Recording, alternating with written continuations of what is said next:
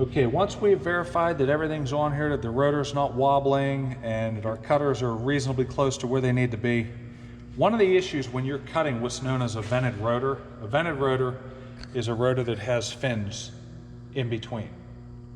There's vented and non-vented. It's really that simple.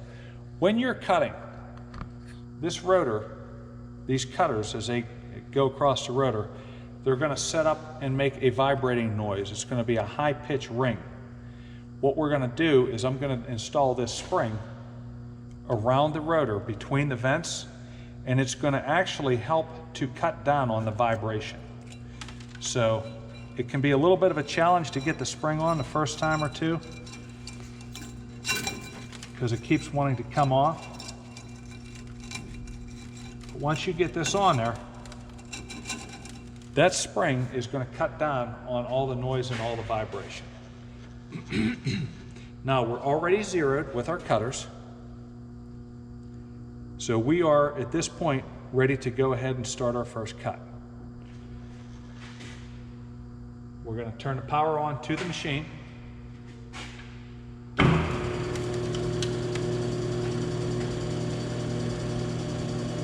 we're going to take our cutter all the way down to the bottom. Nice and slow the first time, because there's some scale and everything else that we need to knock off.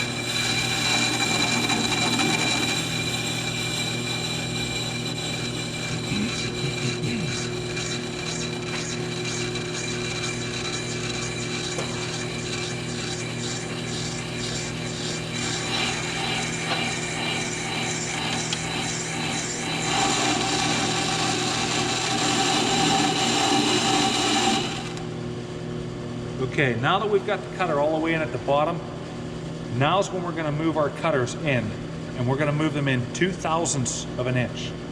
So we're going to come back out here. We're going to loosen our stop screw, and we're going to turn these in 2 or 3/1000ths of an inch. Okay, there's 1, 2. We'll go 3/1000ths. Lock it back down. Same thing over here. Loosen. Move our cutters in 2 or 3/1000ths. 1, 2, 3. And we lock it down. Now as we go to control the feed, that's where this knob comes into play right here. Okay? There are 2 settings. If we pull this up and come towards us, this starts to move at a high rate of speed. If we take this knob and we go towards the wall, this is going to turn very slow. Okay, now our first cut should be done in high speed. So we're going to take our knob and we're going for high speed. And it's going to be a little bit noisy, but we're actually cleaning up the surface of the rotor.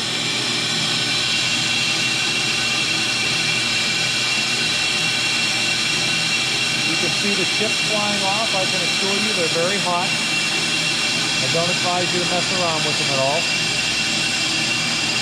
We are cutting on both sides simultaneously.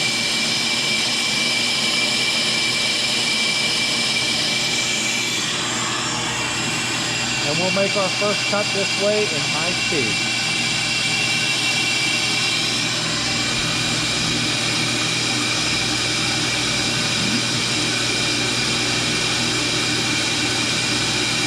Now the spring that I had showed you before, if that wasn't on there, this thing would probably be making a lot of ringing noise.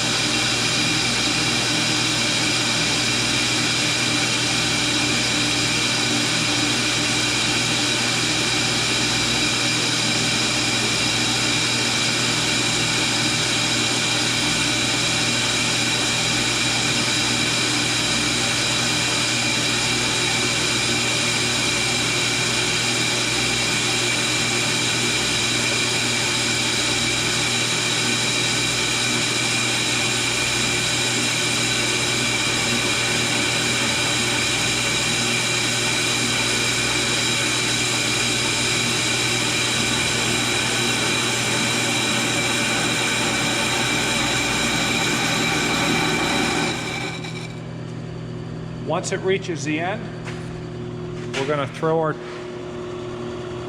lever back into neutral, and we're going to shut the machine off, and we're going to take a look at this rotor.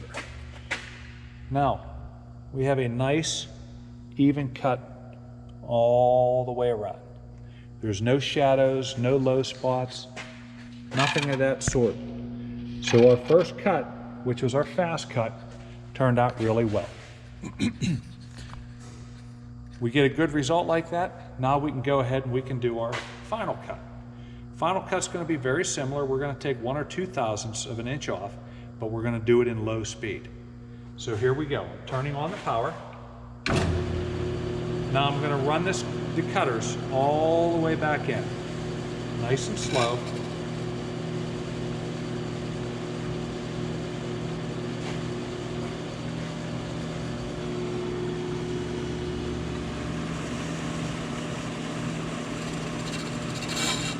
Now we get them in all the way, get both of the cutters in and off the rotor. Now we're going to adjust, and we're going to go in another 1 or 2 thousandths. So we loosen our knob, and let's go in 2 more thou. 1, 2. Tighten up our cutter. Same thing over here. Loosen the knob. Let's go in 2. 1, 2. We're now ready to do our final cut. So our final cut is going to be in what speed? Slow. Now, the feed rate's going to be much lower now. This cut's going to take a lot longer. So we're not going to watch the whole cut, but we will wait till it gets started, and then we'll pause, and we'll revisit after we get our final cut done. Okay, there we go. We can hear the cutters are just starting into the wheel, or into the rotor. Now this is going to give a much different finish versus the first cut, which was a rough cut.